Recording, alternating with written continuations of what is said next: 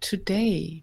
The Faculty of the Never Done Before Leadership Through Facilitation course is coming together to discuss the difference between facilitation and training.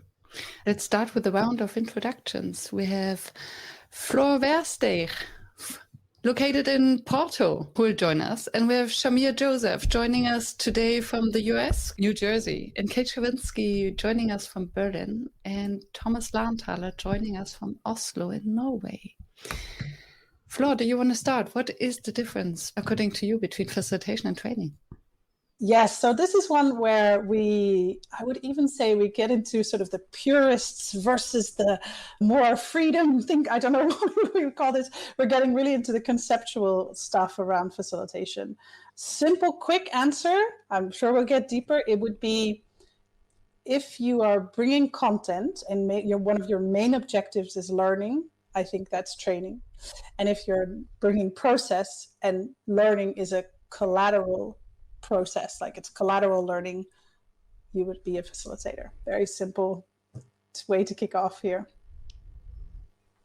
Beautiful. Shall we pass it on to Shamir? Oof. Can I say same? Because that's what I started going towards. But I think when I think of exactly what Fleur mentioned was the content that's being put into the heads, right? That is what training really is. Like, I have the content going directly into yours. That's what training is. But the other way around, where the real knowledge is being extracted from the people in the room, that's pure facilitation in that sense. But what's really interesting is that both of these situations can have both of them. So a training situation can have facilitation, and a facilitated session can benefit from a training moment that's there. And how does that work? What happens? I guess that's where the conversation's going. But I'm curious where the lines are for others as well on this topic. So yes, objective for sure. And also for me, a big difference is the role that group dynamics play. So I have a sense of, when I think about the objective, it's about, when it's in a training, it's about, okay, how do we empower each individual to walk away with and achieve their personal objective for the day? And how do we get group dynamics to serve that? And then on the other side, given the other objective, how do we indeed move all individuals to serve the group objective? So that's how I frame it, in addition to what you just said. I love that. Thank you. I think we are all pretty much aligned. And for me, what jumps in is also, bridging the knowledge gap. And then I would distinguish between a facilitator who comes in with a capital F. It aligns to what Flora said, someone who is in charge of the process, as opposed to someone who is using facilitation for achieving a different goal than a shared outcome. And then it would be a facilitator with a small f. And this can be someone, with the main purpose to train and bridging a knowledge gap. Yeah. What I found interesting in the pre-conversation also on LinkedIn was that there are some trainers who would call themselves facilitators, some facilitators who would call themselves trainers. So according to you, where does this distinction come from? And where shall we draw the line? Is it confusing, or is it actually helping? Can we throw in a metaphor? Is it already time for a metaphor? I think what I've been trying, when I work with especially training facilitators, and they ask, this is a nice bridge here, when I'm training facilitators to be facilitators, so the trainer of trainers or the trainer of facilitators, we talk about these, right? Like you have really process facilitators who don't bring content, especially exactly this distinction that we just made, and people who do sneak in a bit of content to enhance process. And then you have people who can bring content in a facilitated way. And it's so blurred, those lines. So the metaphor I wanted to bring for me sometimes that I try to say is like, it's like architects and interior designers. They have a lot in common. They might even serve the same purpose of like achieving a beautiful house, but they're definitely working at it from different angles. So there's a lot about thinking about more the overall, the holistic, exactly like what Kate said. I love this. Like every individual serves the whole, whereas the opposite of the training, it's a lot about personal development. So the group process serves the individual development. I think that's a really beautiful way to put it. So looking at that, they have a lot in common. Maybe you can put it on your CV. I see a lot of people on LinkedIn who are facilitators who also have either trainer or learning designer, it's myself included, on their description. So it's definitely something that goes hand in hand. It also comes with the fact that a lot of facilitators train on facilitation. So I don't know why exactly this overlap is so big, but it might have something to do with that education is moving towards being more facilitated. That's why now we're getting the lines a bit blurred, but that's just a little theory here. I think there's also an element of the kinds of jobs that facilitators, facilitator trainers are being called to do. So just because of the nature of, we're working as consultants, we're working as experts in the industry, we're often called to situations where there is a requirement for people to be upskilled in a certain way of doing things or a mindset, and then also help them in the process of using that mindset for their work. So in my context, I work as a design thinking consultant where I come in as trainer, yes, but there's also a level of engagement where the consultant wants to use that training, that learning that people have had of design thinking and use it for a certain product or service that they're trying to execute. So there is that level of, yes, I come in as a trainer to help them understand the concepts. There is that facilitated part which helps them, in terms of debriefing, in terms of sharing their reflections with each other, the process there, yes. And there is the whole pure process. If I were to move the slider, right, of facilitation, move it all the way to the right, which is pure process facilitation, where it is, okay, now that we've understood the design thinking concepts, how can we apply it to the products that we have, the situations that we have? And there, I do not have reins on it at all. It's totally them, because they are the owners of their context. They understand it better than I do. I understand the process of design thinking, but they understand the context. And that's where the pure process facilitation helps me extract from their heads, from their experiences, with the new knowledge that they have, how they can apply it to their context. So there's that whole slider in the engagement, and it's purely because, in my context at least, of how we're invited into the space and the jobs we're asked to do from the client. Because at the end of the day, the client wants their work done.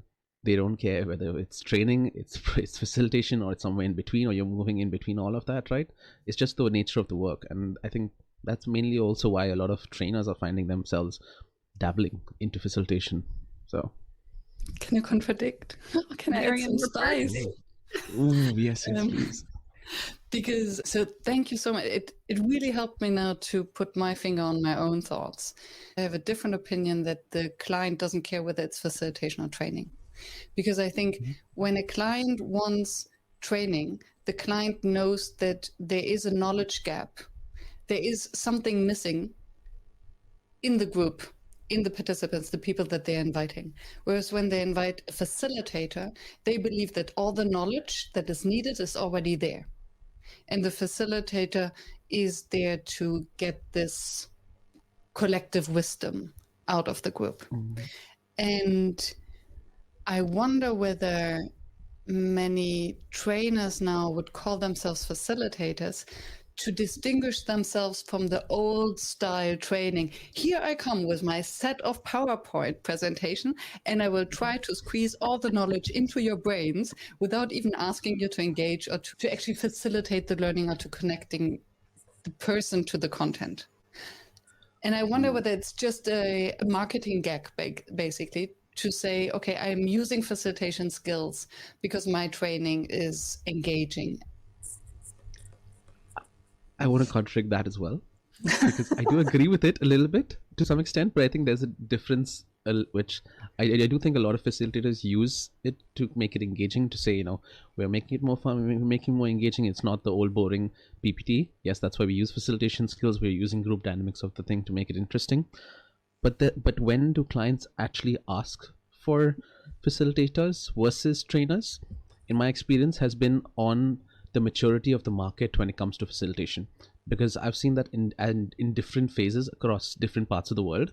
Like if you see most of America and Europe, there tends to be more acceptance of what a pure process facilitator does, or not acceptance, but understanding, I would say, a widespread understanding, as opposed to the Asian markets where facilitation is still grabbing a hold. There's still, in my experience, what I've seen is less calls for more pure process facilitators, but the job is still being done by people who are trainers, who use facilitation, as opposed to in these other markets where the people understand the difference and are starting to see facilitators, because facilitation as a craft, as a skill, as a industry is more mature in that sense in certain spaces over the other. So that's where I would like to contradict that part as well. And we have Guzia, who just added a comment in the chat. Thank you for joining the conversation. That a trainer gives information and a facilitator uses props and techniques to seamlessly move through the audience. Yes to everything everyone just said. I think I'm going to pick up on something Shamir said, which I was also thinking about with regard to the equalizer that we talked about, the facilitation equalizer that we use in the process module of the course. It's all a continuum to me. So, and maybe that's because I don't come from an old school of training, and I know that there are also what we would consider like old schools of facilitation, which might be on this pure process side of things, right? So I wonder if there are trainers out there that wonder why so many facilitators use the label trainer also. Because what I've noticed in my practice is that clients are drawn to me sometimes purely because of the fact that I'm a facilitator, or they appreciate what I write, etc. But oftentimes it does have to do with my background, and they do think that I will bring a certain degree of familiarity to the process. And that's when it's up to me to be clear about what their ambitions are, what their objectives are, and very clear when I'm moving from role to role. So I think as facilitators, I tend to think of it as training because of the objective of upskilling, or I like to think that we're already leveraging the knowledge, whatever knowledge is in the room, even when we're doing a training, because we can't assume that everybody in the room is at the same level with the skill set that we're talking about anyway. But yeah, I mean, we're always using a facilitative role, right? How are we engaging with people in the room? I think in facilitation, what we're not using are these sort of like evaluation techniques that a typical trainer would use. So there's a very, I can't necessarily think of a time off the top of my head when I'm in a facilitative role that I would say, actually, no, that's not correct. Or not that I would phrase it that way in a training either, but I would spin it and then correct it.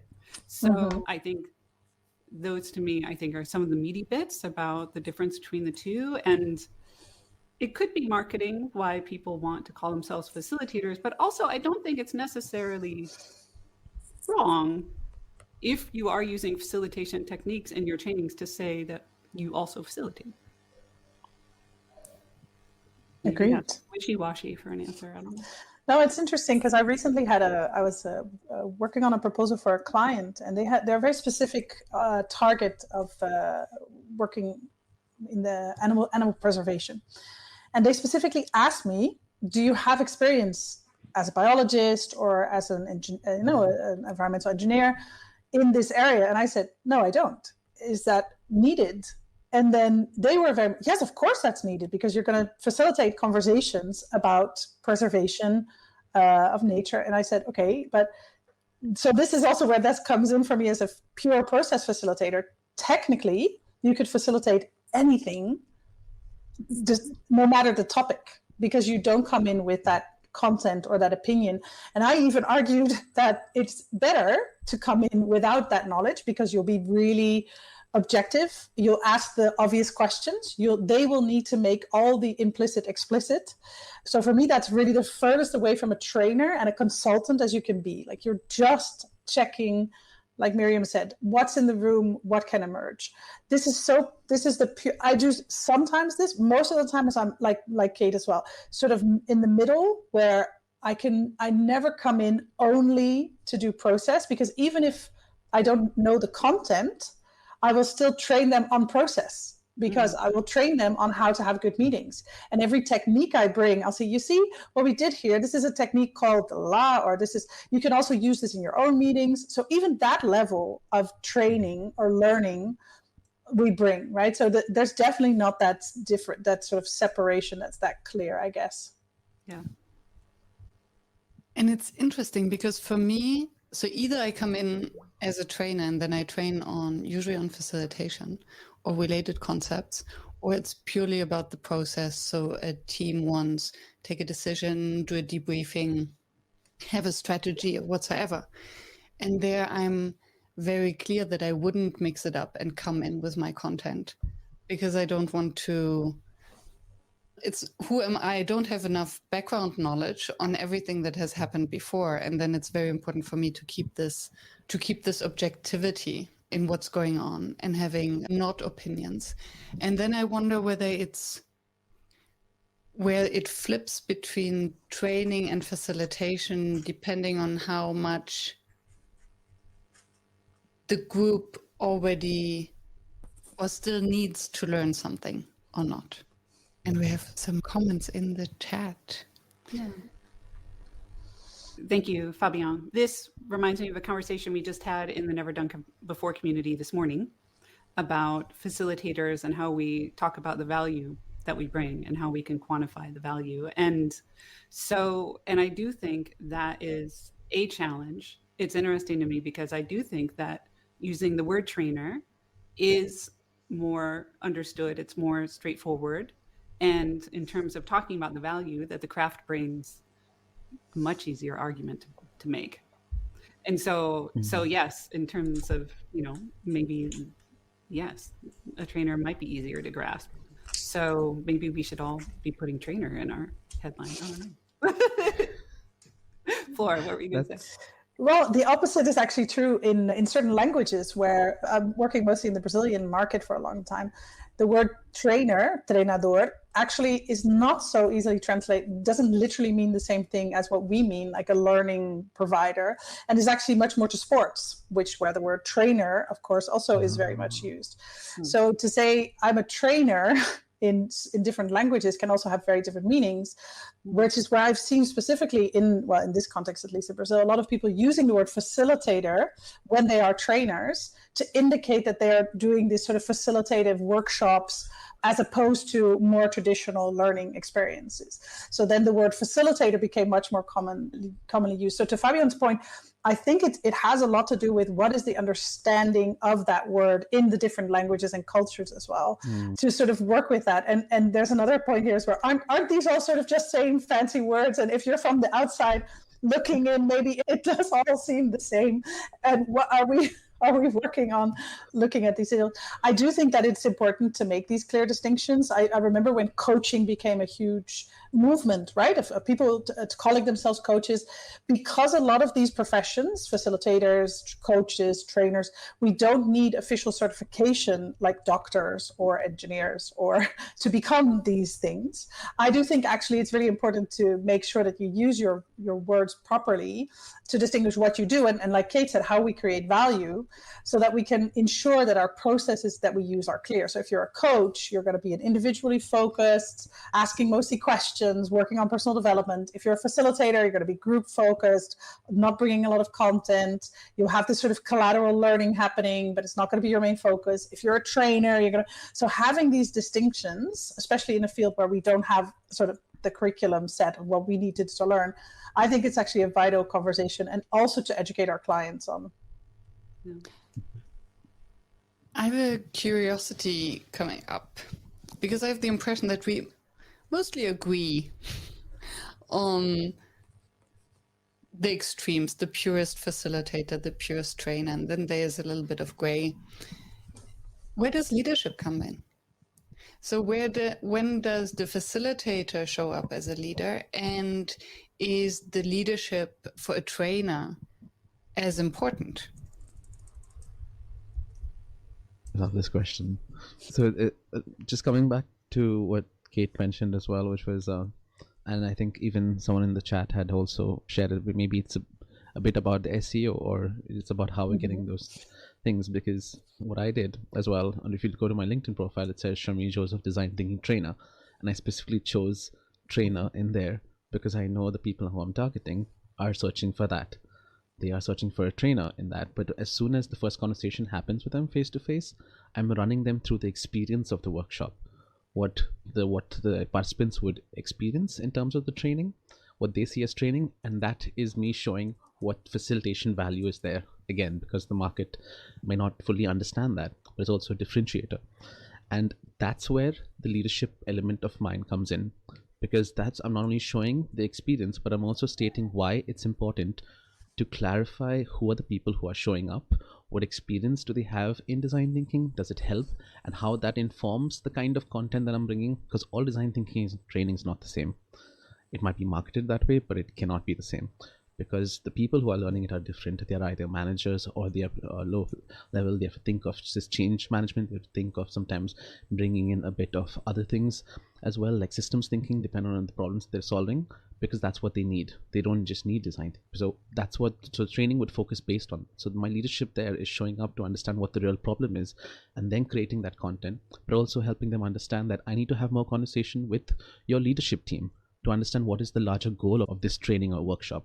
Maybe it's a larger 6-month view that we're looking at, because that is the strategy of the company that we are doing, and this is the workshop that you're engaging me for, is for this part of it, but it attaches very much to that strategy. So that's where my leadership comes in, to help understand the whole process of what that is. Also sometimes calling in for more time with the client, with the leaders, with the people and the managers, or a portion of people, if there's a pre-work that needs to be done, speaking to people to understand what that context is.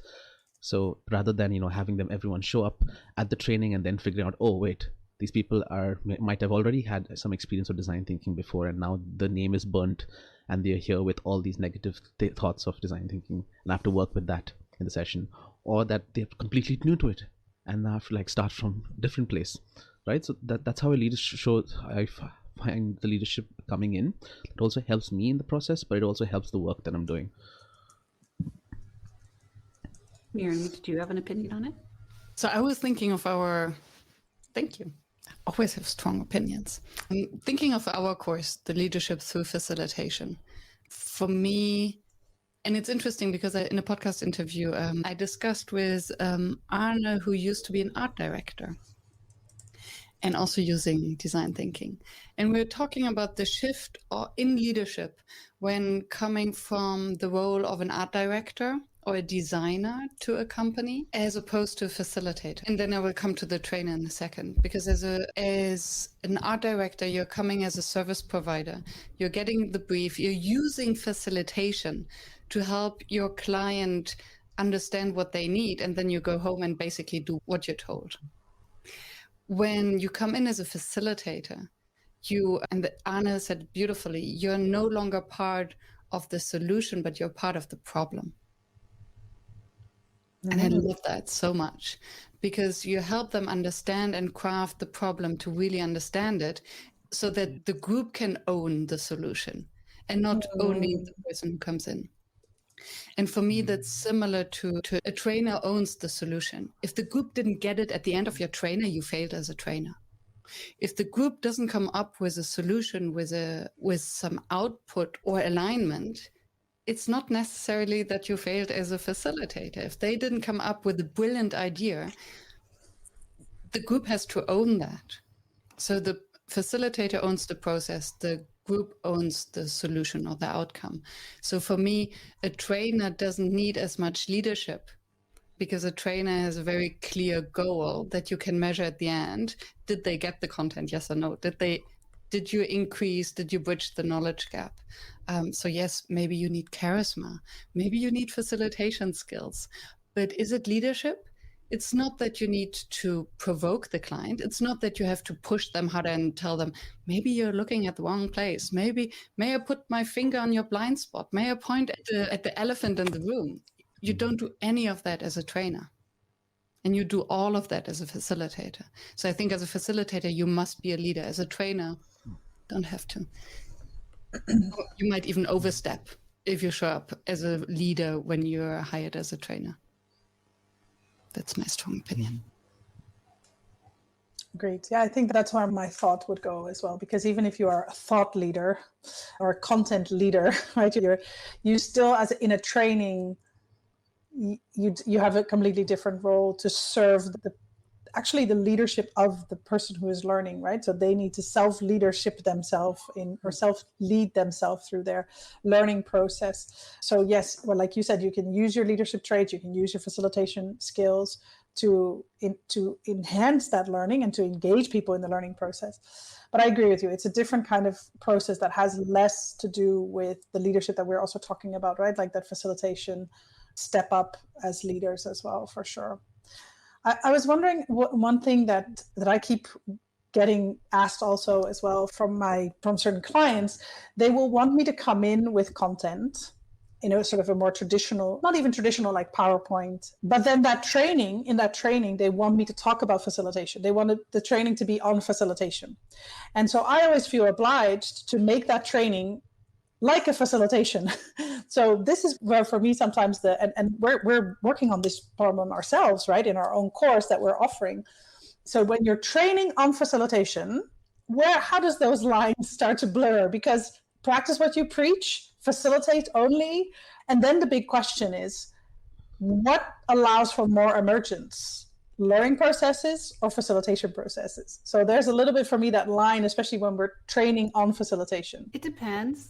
I would say my initial response to that is it depends on the audience. Yesterday, I was working with a group of early-ish professionals for whom I think our audience will appreciate this right now, didn't know of the concept of a parking lot. So, right? And so it's okay. It's great. It was a nice celebration for me, right? Yeah.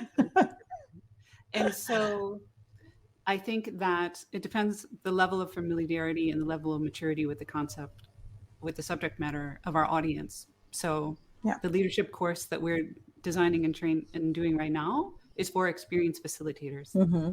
And I think that is what gives us a lot of freedom of going exceptionally facilitative and experiential in our designs.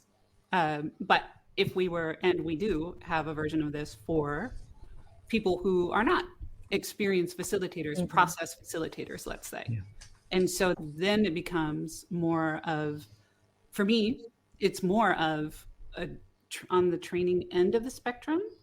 But in order to leverage the power of experience and internalized processing of what it is to facilitate and be facilitated, we still always lean heavily toward facilitation. So, yeah, I love that. And this makes facilitation training for experienced facilitators so beautifully meta, right?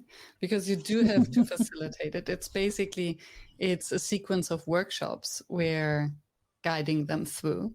And I think because we are working with experienced facilitators, it is, yes, we bring in concepts, and I think we make explicit what many of them have known intuitively or implicitly, or have never seen it in the way that we present it.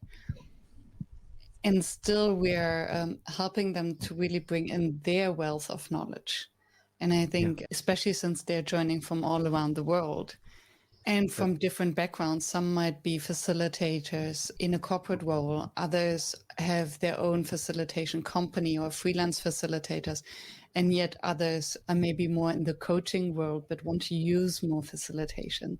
So all of these bring in their perspectives, their learnings, their backgrounds, which then makes it a beautiful liminal space between facilitation and training, actually. Yeah. Exactly. And this reminds me to the conversations we were having behind the scenes when we were running our first run of this course with the learners that we had. And I think one of our biggest questions was how much of content we put there versus how much of facilitation space do we leave for things to emerge. And I think it also comes down to like we were talking at one point, right? This course is for project managers, but it also is for facilitators. But here we chose to start with the experienced facilitators, and so we decided to lean more into the experiences.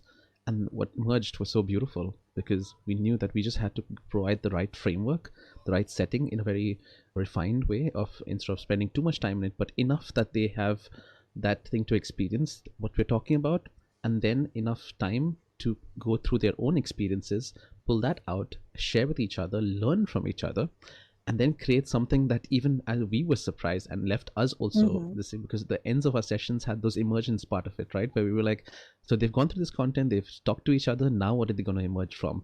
And that was often where the beautiful bam of the session came, the big takeaway, this thing, which was all we were talking about. And as we saw it, play out for each of our sessions throughout that course, it was a beautiful moment because we were like, yes, this is what we wanted to happen. And that's where that, training for who are we talking about is an experienced facilitators. Yes, they have enough experience, but they want a different perspective. So we give them a different perspective. We help them reflect, which is where the coaching sessions were there, because that's that one-on-one reflection that they can really go to in their experience. But then there's also that Q&As that we also had beyond just the normal session, which was there. So the Q&A, so they can dive in and get more deeper into it. So that's what I love about the learning journey that we designed in this course. Because it really speaks to who the people are and what the experiences are, but then also the cohesive environment of having people from different points of view. Like we have people who are coaches, we have people who are facility trainers, also looking at facilitators trying to experience more. So that's the beautiful part of it. You create this melting pot of all this amazing thing happening, and then we just get to view it, we get to add our spice to it, and then see the magic that happens. I feel the need to, based on actually the comment that just came out about the downloading experience, I feel the need to talk about just how much, with this group, just how much emergence can we build into a training experience, let's say. So I think the Leadership Through Facilitation course geared at experienced facilitators is an extreme of an approach. So how in a more typical, let's say, setting, how much is the right amount of emergence and experience for you in a training? In a training, yeah, that's such a beautiful. I love that question. I think there's also a lot of range there, and I think the more we're moving away from traditional education, in not only for adults but also for kids, we're seeing more emergence being allowed in spaces. And there was earlier also a comment about like a mature group or a group that has more experience. This means that we sort of predefine what knowledge is correct or the right kind of knowledge to have in order to contribute, or as if there's like a scale, and this is not incorrect, but it's like we're moving towards like no knowledge to all knowledge. But if you assume that there's sort of a universal basic knowledge of learning and things, the way we see things, you can allow for more emergence already in a more inexperienced group. And even with kids, right, you see you see educational systems working with this. So, and it actually even allows for the teacher to be I'm using that really traditional word here, to have less knowledge and to be not to be the center of the knowledge anymore. And then it really allows for, you could basically learn anything or teach anything with a group of people who just put their minds together, especially with like the way we ask questions, the way we reach out to search tools, the way we navigate new information coming in. And that emergence could actually be really powerful. So utopia, I think we should let a lot of emergence happen in all groups, not just experience groups, when it comes to training. That would be utopia. I know we don't do it enough yet, but yeah. I love so much what you just shared, and I love your question, Kate. What comes up for me is two things. One, based on what you just shared, Flor, that I think to train with emergence, we need to have the maturity as a trainer or facilitator, because to stand in the space where we don't know, where we haven't prepared our PowerPoint decks, where we cannot refer to the book knowledge or to a specific framework, but have to work with whatever comes up in the group and trust that we have all it takes and that we have all the resources. I think that's a mind game, and that's the facilitator's mindset of being nimble, of working with what happens and what the group brings. And that's where facilitation training, I think, can be very valuable for trainers to actually move up to that space.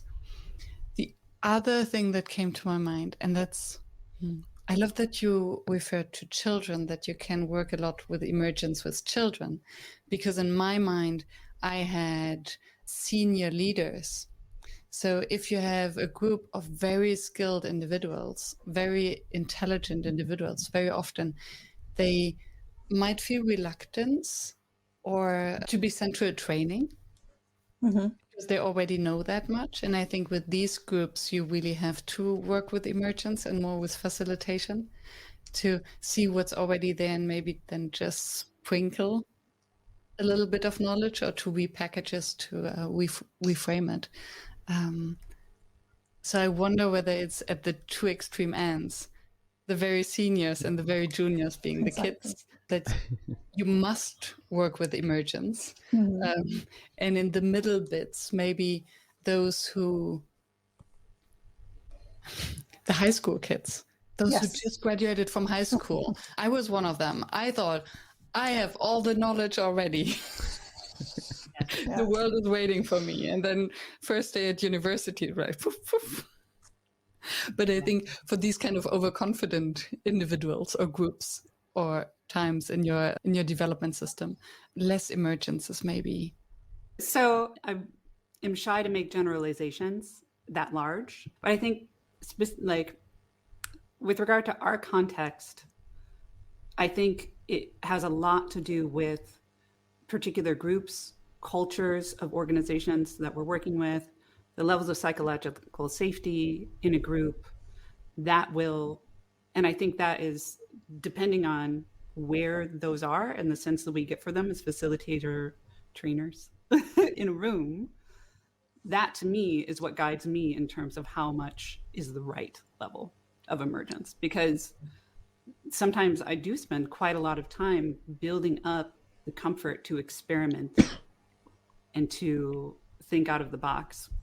Or to take risks is a better way of saying that, and so I think even within, people may show up to a training and, sometimes they may like to be eased in with more structure, but then allowing them to have that structure is what allows them to relax into really building and emerging with the content, right? And that's when I see the most growth, right? When people are moving out of their comfort. So that's the smaller lens that I put on it in a very practical sense for us here today. And then, and groups are made of people of all ages and, all cultural backgrounds. So it's all a beautiful mix when it ends up in the room. Inspired by what you just said, Kate, and this comment from Apeksha, I also wonder whether it really depends on the topic that we are training. So yeah, you referred very wisely to that we cannot really generalize and that every context is different. And then I think a training on Excel spreadsheets might need less facilitation as opposed to a training on leadership skills, feedback culture, psychological safety, where it's really about our own journey, maybe our blind spots and kind of a personal growth aspect. So I think the more the training focuses on personal growth and interpersonal skills, the more facilitation we need and the more emergence we need, because everyone can speak to their experience. Whereas when we speak about teaching a so-called hard skill, where there's often only one way of doing, one effective and efficient way of doing it, like a Google spreadsheet. There's one formula that will lead you to the result. To the promised land. We can discuss how you feel about the formula. What emerges in you when you see this formula? I have a different thought here because, well, it is aligned, but there's this little bit of nuance to it where when I use emergence, so one factor is the time, like how much time do I actually have? Because I know for emergence, sometimes certain groups you need more time to just maybe to help them soak it in. and then share, and then start to build that wheel of emergence, and it starts to build that momentum, and then wow, you see yourself there. So it does need that time factor, as opposed to, is it strict on time? Can we still design for emergence? It's a different way to do it, as opposed to maybe making it more free flow. So that informs the sort of how much emergence I'm designing into the session. But then there's also the purpose of why. So why do I want to have emergence? So when I think of most of the context where I work, which I'm bringing in design thinking training, but then using emergence to help people understand, or at least uproot, why the design thinking concepts won't work after this training in their company. And oftentimes that's when we get, the leadership structures like this, context is of that, because we're helping people realize that this is all great, but unless those other things are not also solved or also talked about, or you're not aware of those effects, no matter what that training happens in that 1, 2, 3 day workshop, design thinking is not going to work. And that emergence allows them to see those challenges, but also allows me to then have that documented as something that the client can then start to work on in a longer project, in a longer sense of, yes, these are people who understood the concept, they understand what is needed, but they also understand what is missing in the organization as it is today.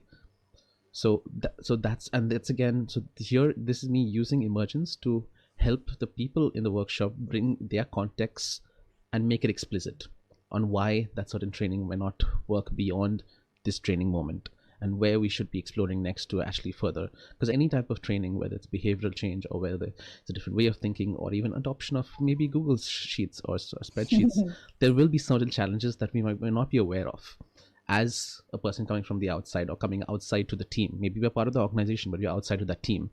And there is this emergence part of it, which facilitators, as facilitators, that really helps us extract that, maybe that knowledge that is not there with us, or it's not there in our experiences, or maybe that's just very much to this particular group that can be useful in certain cases. So I think there's a beautiful, sometimes when I give I give mostly training on what we would not anymore luckily call soft skills. So I think there is a difference there. It's really important. I think the technical, although I agree that application is always important to work on. I say exactly what Kate was mentioning before. I provide you a framework. You have to color it in. You have to see how this then applies to your reality. And I think that emergence is fundamental. And just to refer quickly back to that point about how the maturity of people, we sort of not, whether it's kids or even young adults coming into a workforce or coming into university, we don't because we allow for so little emergence to happen. We put so much like, this is the exact content you need to know, and once you know this, you're the best.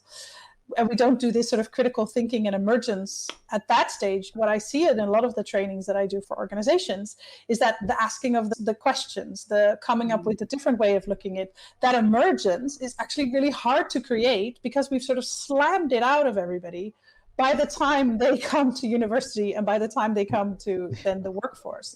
So I think that there is something to say about that mindset of, how can we allow emergence in any kind of audience when we're training, which is that facilitative mindset, right?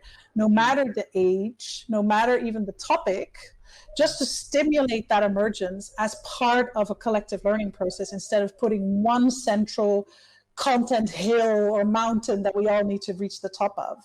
So that's something that I find really fascinating when I'm working with people, and I say, how does this apply to you? And people are like, what do you mean? You're just going to ask me in the test what the concept means, right? I'm like, no, I want you just to understand how you can apply it, because that for me is more important than at the end of the exam, you can tell me exactly what are the 4 elements, for example. So this is something that I'd love to see, that mindset shift, where facilitation plays a bigger role, of course, in allowing that emergence in learning. Yeah. May I clarify one thing? And I will own, yes, Flora, you're right.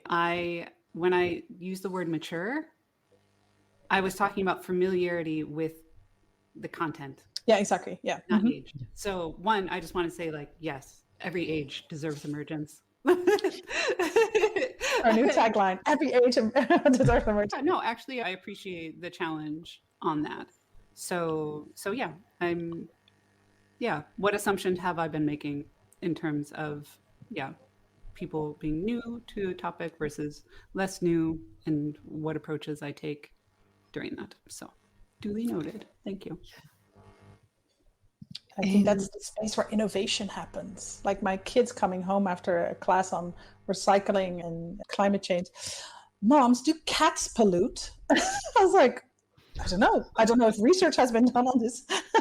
So it's a silly example, but I think that if you allow more emergence in learning processes with less mature groups, not only in age, but also in their experience, they'll come up with those sort of silly questions, or they'll feel the space to make those questions that can actually lead to more learning and new innovations. I'm sure that's also how Excel became so innovative, because some people who didn't know anything about it asked some really simple questions. And this is the reason why in our course we have that gap, right, between the Q&As, between the session and the Q&A, and then when you can take your coaching session, so that it's up to you when you feel you have that enough content to go deeper into, because we're allowing for those emergence of the learning process in our learning design. Remember when you were talking about the course experience and remember the arches and the experience you want learners to go through. So this is that just reminded me of the conversations that we were having, which almost seems like a long time back, and just making me realize it's coming close to a year now. Oh. And this is maybe a beautiful bridge to what is it actually that we are offering with this course, and where the leadership comes in, because I think to assess how much emergent a group is open for and mature to is also a leadership act. So yeah, leadership through facilitation. We are 4/5 of the faculty. And we have 6 module courses followed by a 1 module or 1 final session where it's all about practice. Because how can we create facilitation if we're not together in the same space? Hence, it's a live online course, cohort-based. So we will meet in real time with the cohort. Every module is always co-hosted by 2 trainers or facilitators. And we start with purpose, go via presence to people, then discuss the process and the arches, and power before ending with play. You can find all the information on our website, which is neverdonebefore.org. You can see it here in the corner.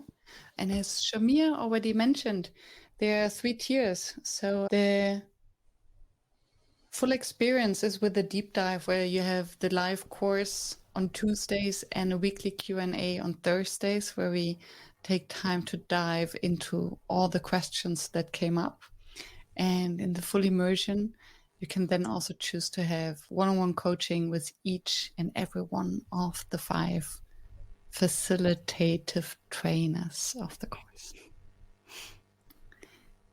And we start in September. So you can become a facilitative leader yourself before the end of the year. Join us. It's the end. It's a good time. Wonderful. So we hope to see you there. Thank you for your comments, everyone, and your questions. Thank you. Thank you. Thank you for your engagement. Bye. See you next time. Bye.